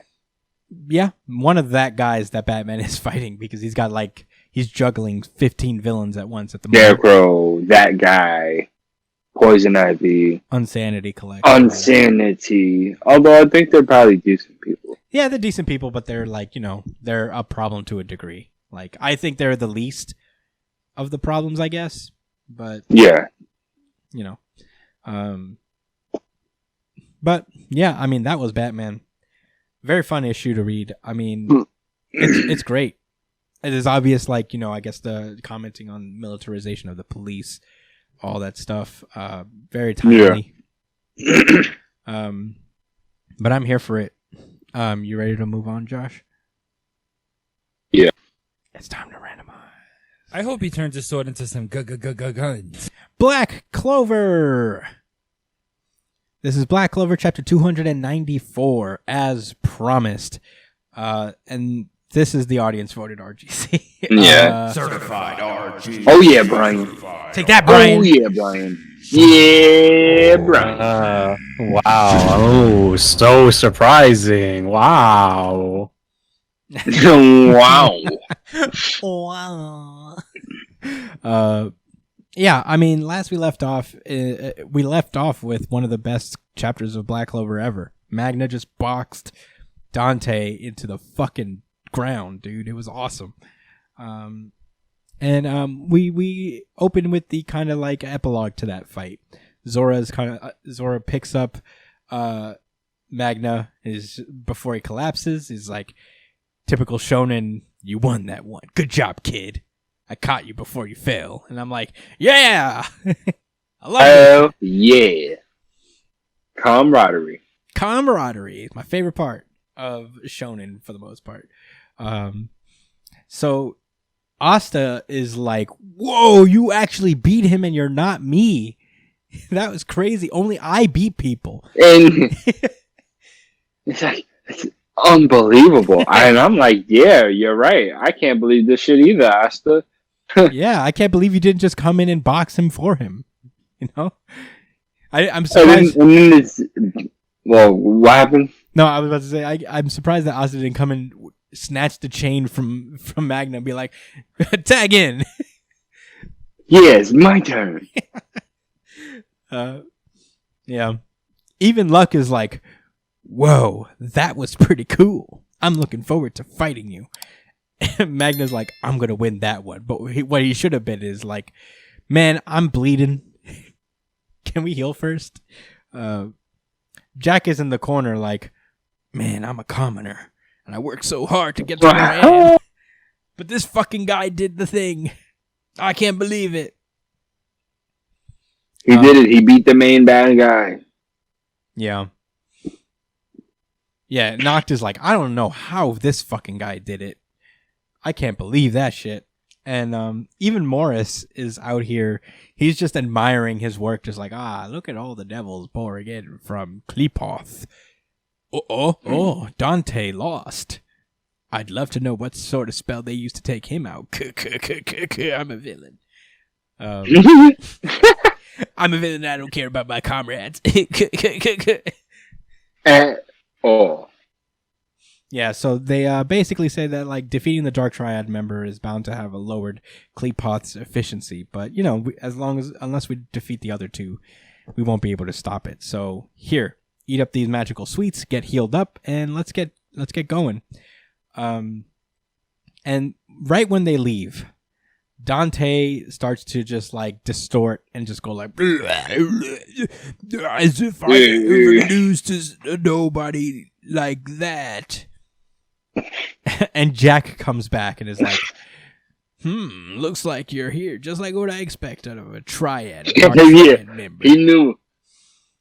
He's like, I would never lose. And Jack is like, man, shut up. I don't hate stubborn guys, but the little insect won that. Don't go raining on his parade. And it's assumed that I guess Jack finished Dante off. Carved them up, turned them into sushi. Yeah, demon sushi. Yes, sir. So, yeah, they're basically running through. Meanwhile, we cut over to the battle with Vanica and Charlotte and Rel. I think his name is Rel. And they're doing their thing. Apparently, Vanica has been using the body of Laurel Pachica to support her, basically as a second host, I guess. Second support fighter. Jeez, it's pretty rough. But yeah, it's not looking good for Charlotte. She gets like impaled on a bunch of blood things. Damn. And Vanica's like, why can't you all just enjoy the fight? You're gonna die because you're like this, you know. And she's about to come in on the finishing blow for Charlotte, but 2-page spread. Noel comes through with Gaja. I think that's this guy's name is Gaja, the lightning guy from the Heart Kingdom that matters. Yeah, the only one from the Heart Kingdom that matters outside of Laurel Pachica. Yeah, look at Vanica's face. Yeah, Vanica's like, whoa! Yeah! Yeah! She's so happy her friend came to fight her. Yeah, and that's where the chapter ends. Big 2-page spread. I like this chapter. It's not the last chapter. I don't love that Dante came back to life, even if it's in this like weird form, because they keep like they spent the whole first half of the chapter being like, "Whoa, Magna won, Magna won, Magna won." Just let him win. It feels redundant. He did win. That's it. It's over. I know, but it felt redundant. It's just like, yeah. Why did they do that at the end? I don't know. Maybe it was just to make Jack look cool. Jack had his time. Everybody knows Tabata can't make more than one character look cool at a time. He can't have two characters share the spotlight at any given point. He had his chance. You can't just do that. Yeah, I didn't hate the chapter though. I was like, I just felt a little weird about that moment. It just felt like, you know, unnecessary. You could have done more with the Vanica stuff, like had more pages for that, and really build up that fight. Give Charlotte a little bit of time and give Rill a little bit of time to be like characters, you know. But anyway, I'd like to think that maybe even Dante is not even dead. That Jack fucks up somehow, and Dante ends up showing up at the end. But who knows? I don't got many other thoughts. You want to move on, Josh? Yeah, I'm ready. All right. Let's randomize.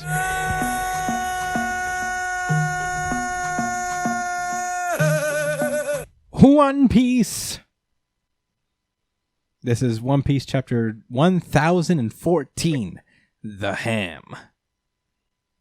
Last we left off, Luffy lost his battle with Kaido, and he is now careening off the fucking Onigashima Island, falling directly into the ocean. Careening, I think that's the word. And yeah, as he's falling, Kaido says, "So you infused yourself with the color of the Supreme King Haki, but your use of it was crude and clumsy. Gum. What was it again? Whoa. You couldn't be Joy Boy either, it seems.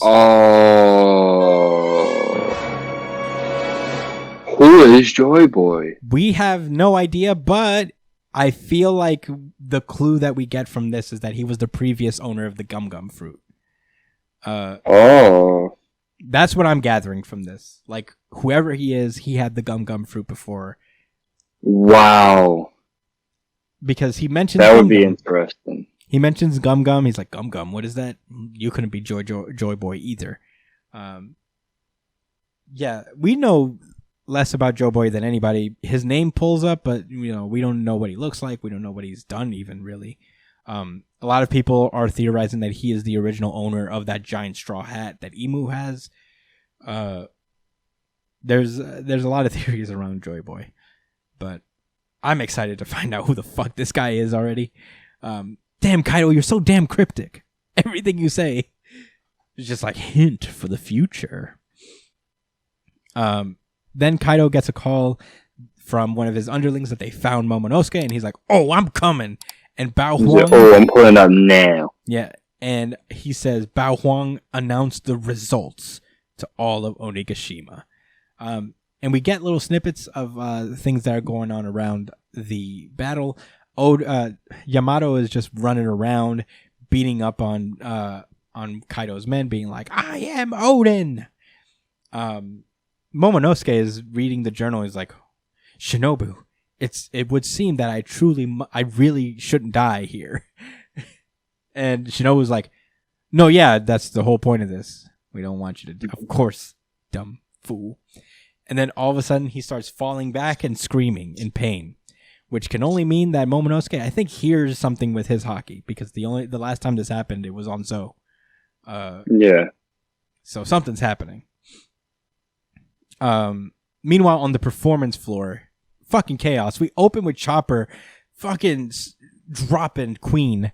And this is a battle I didn't know I wanted, is Monster Chopper versus Dinosaur Queen. Yeah, right? Like, it makes total sense now. Go Chopper, Just by the did way. not see it coming. Go Chopper, by the way. This is like a big, like one of Kaido's right-hand men. Like, Chopper never gets these type of battles where it's just him versus the second or third strongest guy, probably. But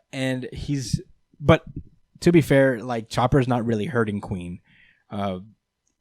Like, he's doing some damage, but nothing is like taking him down. Of course, he's like one of the. And Parasparrow's like is peppering him with arrows. Yeah. And, fucking with him over time. It's not a good matchup for him right now. Yeah. We cut over to a flashback where it's revealed that Chopper upgraded his Rumble Balls so that he can last in the monster form for 30 minutes, as opposed to his former, which was like 3-minute time limit. So Chopper continues his battle. Fucking damn, Cerebro continues to shoot his arrows, and Bao Huang, which dinosaurs keep shooting their lasers. Yeah, the dinosaur laser. And Bao Huang pulls up and just basically opens up the communication with her little animal friends or people friends that she has control of and can apparently control through, her mind or whatever. And she makes the announcement that the fight is over and that Straw Hat Luffy has lost. And everybody gets a little reaction. I just noticed this, but Queen takes a big chomp out of Chopper's arm. But you see how he extends? Yeah, I just saw that too. What the fuck is going on? What's going on there? Yeah. And we get little reactions of different Straw Hat allies reacting to this news. Mark was like, "Whoa." Frankie, of course, is in disbelief. He's like, "Who are you kidding?" Jinbei doesn't say anything because he's in the middle of getting kicked in the face, I guess. He's preoccupied. Yeah. We get a little snapshot of Luffy confirmed in the ocean and falling down deep. Down bad, dude. Kaido comes in. He's on the outside, I guess, on his way to where Momonosuke is. Big Mom is like, "You hear that? He lost." And Kid's like, "I don't care, dude." No, what the fuck that guy do with me? Yeah. And he basically says, like, but heed closely, for Master Kaido will allow you to surrender. Only those who raise their arms in surrender and compliance will be spared. They will have their lives spared and allowed to serve as followers. It was a real decent move from Kaido. Definitely didn't have to do that. Yeah. Well, Sanji and Zoro are immediately like, fuck that. Negative. They say screw that, but we all know in their hearts are like, fuck that shit. No way. Meanwhile, damn, what's his name? Kanjuro is just down there like cheesing like, yeah, as he's hearing all this stuff. Kinemon and Kiku pull up to where Momonosuke is, and they're just trying to console him because he's in such a weird amount of pain. And out of the corner of their eye, they see Odin again. And Kiku's like, not again with this shit. He's not real. It's not him. So Kiku goes off to do the fight thing, I guess, with Odin. And Odin is like, why are you so angry? It's me. And he's like, you just killed one of our friends. And come on. And he's like, don't use his name. He's like, is this some kind of joke? I'm the man who took you and he's Zoin. You don't. And there's a moment of hesitation from Kiku, and Kanjuro takes that opportunity to just stab Kiku through the stomach, I guess. And she falls to the ground as Kanjuro pulls off the painting of Odin off of him. And yeah, Kinemon catches Kiku and is like, no, why? And yeah, Kiku's like, this one has failed. I'm sorry. And Kanjuro tries to do some fucking shiesty shit, get Kanjuro from behind, but get Kinemon from behind. But Kinemon responds with just like a slash, finally killing Kanjuro once and for all. As Kanjuro says, that's it. If anybody should close the curtains on my act, it ought to be you. After all, on stage, we were always best friends. And at that very moment, as Kanjuro's hitting the ground, Kaido bursts in, and he's looking for Momonosuke, and Kinemon's like, oh man, this was wild, dude. My nigga. Kinemon's like, Shinobu, take Momonosuke and run. And Shinobu takes him, runs away. Tell him to flee. Yeah, fly, you fools. And and and Kaido comes down with the fucking hockey mace as Kinemon just tries to block it with his swords, but it hits him so hard that the swords actually snap in half, and it's assumed that I guess Kinemon dies here. Yeah, I think he's dead. Yeah, him and Kiku are done. I don't see unless he's like accordion style, like he's gonna come up like it's some Looney Tunes shit. And I'm like, he's got the accordion, like spring loaded. Yeah, I mean, I don't see a reality where Kanjuro lives through this. I don't see a reality where that too. His swords are snapped in half. People are dying in One Piece these days. I don't see it. And you know, as he's running away, he says, Kinemon! And Onigashima actually reaches the Wano mainland.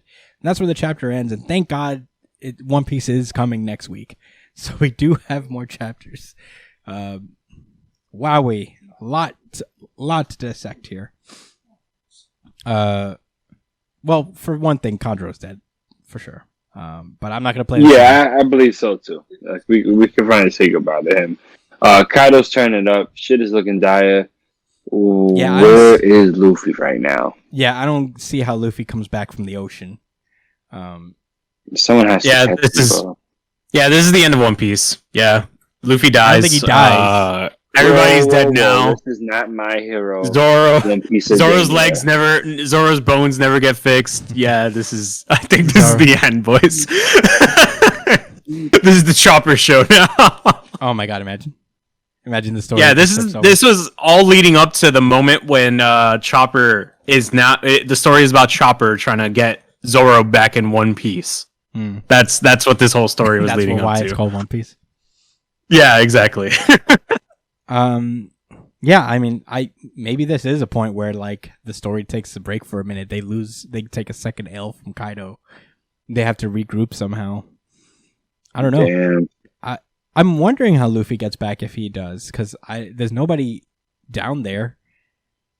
No, because it is closer to the shore of Wano, so there is a chance that somebody can like see him falling and they could just jump in the water and swim to catch him You're or not something, wrong. or to bring him back up. Yeah, that makes sense. Whoa.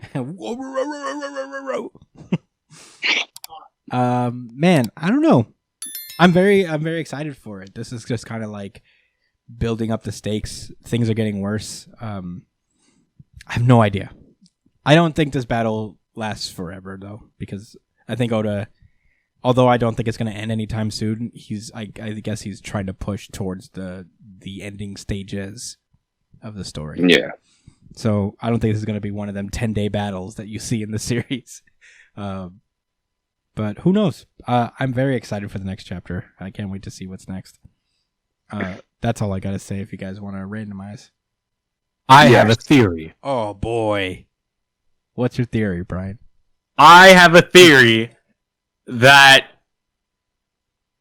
Kaido is a sea king that ate a devil fruit. That ate the human devil fruit. No, not the human devil fruit. Obviously, it's some variation of Chopper's fruit. There's probably some fruit that's similar to it. I just think that Kaido was a pet sea king for rocks. And that's how he came into contact with Big Mom and everything. He was human when he was and that's how he gets the thing. We don't know that. Yes, we do. His silhouette when they were talking about the Rocks Pirates and how Whitebeard was part of it and Kaido was part of it. His silhouette was human. His silhouette. Because he had. How do you know they didn't just put a jacket over the Sea King? I hate you so much. It's not true. It's not true, Brian. I mean, there's the case where maybe at some point during the crew's history, he turned into what Kaido looks like now, but prior to that, he was just the crew's animal. The crew, you know what I'm saying? The crew's pet. Yeah. Sea King. I don't know, man. I don't know, man. What if he's no, I don't know. Yeah, I'm over it. Yeah, I'm also over it. It's time to randomize. Bloody Cross. My Hero Academia. This is My Hero Academia, chapter 314, The Lovely Lady Nagant.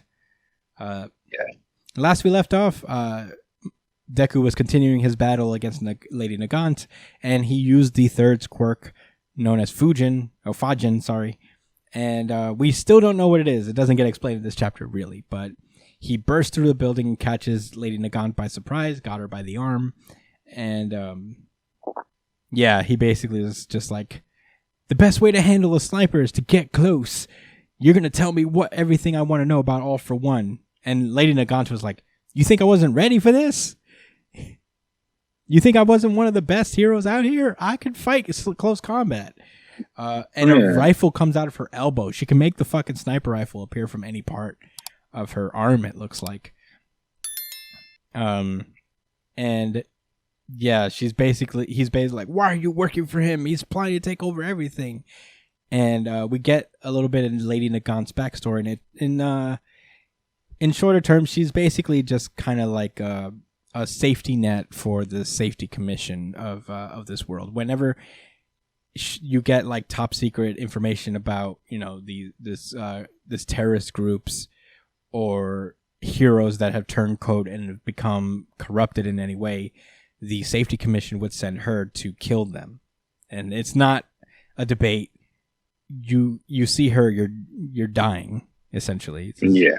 So it doesn't matter if you didn't commit the crime yet. If there's a whiff of you acting shady, she's sent in and she had to kill heroes and villains alike. So after a while, she just started to get really disillusioned with the whole society that she was secretly upholding. While the heroes get to be in the light and be these optimistic things, these optimistic symbols in the world, she knows what it really is, and she knows like the real dark underbelly that maintains that bright and shiny structure.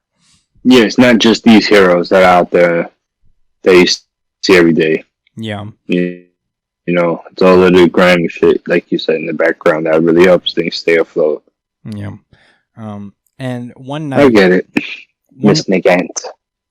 One night, she's going to meet meet the president of the safety commission, who's going to give her another mission, and she's basically like, "Yeah, is killing these people really going to solve anything? I mean, making everybody believe everything's puppies and rainbow, is that any better than brainwashing?" And the president is like, "It's all necessary. Someone must preserve the hope and faith that the front-facing heroes have built up." You know, and in order to do that, we have to be able to clean the scum on the bottom, essentially. It's all to maintain this facade that everything's good, when it's really not, that there are actually people who let this power go to their heads, and it's better to kill them without anybody knowing than to deal with the system itself. And Lady Nagant wasn't feeling it, so she actually killed the president of the safety commission. Just like that. And the news reported it that she actually killed a hero when this is what she was really in trouble for. So yeah, she says the superpowered society is a gilded daydream seen through rose-colored glasses. Say you bring back the status quo, then what? History will just repeat itself. The public gets to stargaze at the bright and shiny side, while the dark truth gnaws away at someone else. Yeesh. And she's basically like, it may not be bad, it may not be awesome, but at least All for One's world is realer to a degree than what the government has in store for the world. And Deku uses his Spider-Man powers, just like, just starts repelling himself right at her. And he says, maybe I was ignorant, but I'm starting to see the things clearly. It's not all black and white. And it's more like gray. Wait, the fifth quirk is Black Whip? Yeah, the fifth quirk is Black Whip. The fifth... Okay, I see. Yeah, this is Black Whip. And he basically explains, like, I see it now. Like, it's not just like heroes and villains. There's a lot more complexity to the world than we thought. And he remembers Shigaraki, the people, Endeavor, the little anthropomorphic quirk lady, and that's very detailed, and Christian predicted would be a very prominent character. I didn't say very prominent. I said somewhat prominent. True, you just said somewhat prominent. You're right. That was the actual word you used. Yeah. And Deku. It was. Did I? I don't even remember that. Basically, you said that you felt like there was attention, like there was like a lot of attention to detail, and that you thought she would be a somewhat prominent character. I think like the idea of her is more prominent than her herself, like her type of quirk folks. Yeah. Is she like, did Hawks essentially replace her? What do you mean? Oh, like once they threw her under the bus, did he come in and take her spot? Yeah, it looks like it because she has a similar, bringing in that Hawks did. So yeah, that makes sense. They changed their approach. Obviously, I think they learned how to deal. And again, they was like, all right, why don't we try to actually make our guy a real hero? Mm-hmm. Not even that. I feel like it's a lot more positive image. I feel like it's a lot more sinister, in my opinion, the way they did Hawks, because it's kind of like they groomed him to be this person. Like they got him when he was a little kid, like almost a baby, and they kind of groomed him to be this multi-tool like person that they could use to tie up ends and shit. You know, it's grimy as hell, but it's not worse. I don't know. Than I think than Nagant, because they actually had Nagant assassinating people from when she was not a baby necessarily, but she was clearly young. Like she was probably out of like junior high school, and that's still pretty crazy. Yeah, but they still had Hawks assassinate somebody in the end as well. Like, I mean, Hawks killed twice, but that was his call. It wasn't necessarily like they didn't send him in to kill anybody.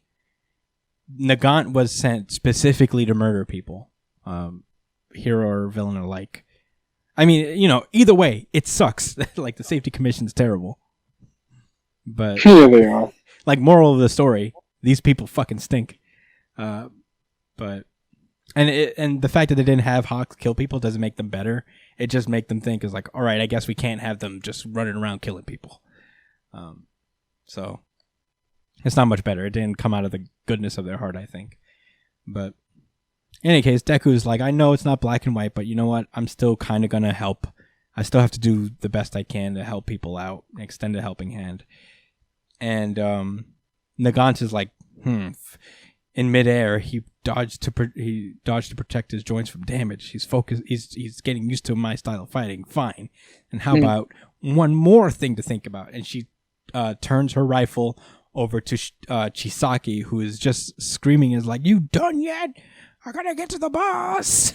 Damn, I'm ready to go. Like, it wasn't even anything strategic. Just like, damn, what are you doing right now? That was it. That's all it was. Yeah, it was just like, oh yeah, he's here. Are we there yet? Yeah, it's like, can we go? I want to go. I'm hungry. But yeah, that's where the chapter ends. Is Deku notices that Chisaki is armless on a rooftop, just like, and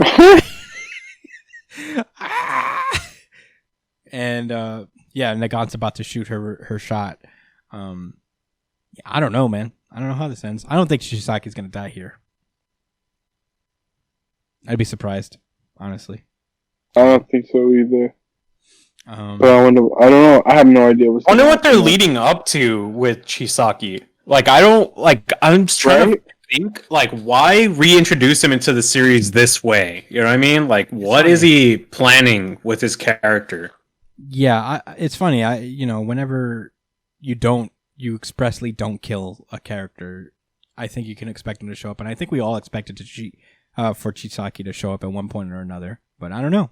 What. Yeah, but not like this, right? Yeah, no, of course not. I don't know what his role is going to be from here on out. Like, this is really weird.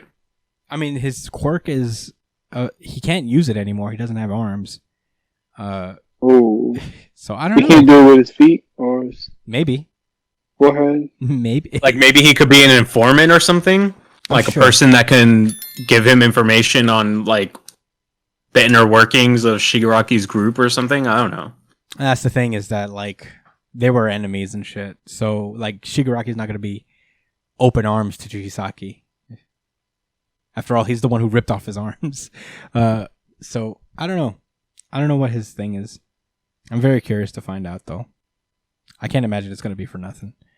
But anyway, I mean, I don't know. I don't have any more thoughts. I thought this was a really good chapter. I really liked Nagant's origin story.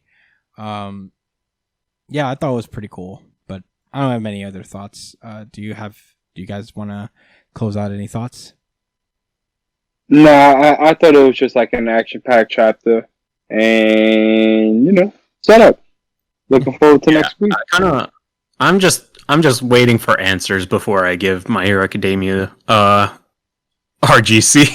I just want to know what the quirks are, like what Fajin is. Once I know that, it's going to be RGC.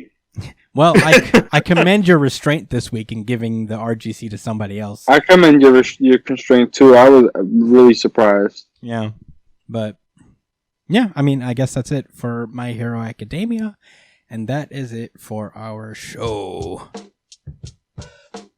Thank you guys so much for listening again. We very much appreciate you guys. You can find me at the Chris Espinal, Josh at JDCole_37, Brian at B.ESP, all on Twitter and Instagram. Follow Brian's Twitch stream whenever he wants. I guess he'll tweet out whenever he's doing it. So follow him on B.ESP and follow his Twitch stream at twitch.tv/itspunchline. Email us at newjumpcitypod@gmail.com with any questions, suggestions, anything you guys want to talk to us about, or comment below on any of the videos that you see on YouTube. And while you're at it, subscribe, like, share the videos. Let's get this community popping, you guys. Thank you guys again. Subscribe to us on iTunes. Give us that 5-star review. Spotify, wherever you listen to podcasts. Thank you guys so much for listening again. And stay safe, New Jump citizens. Peace. Peace out, guys.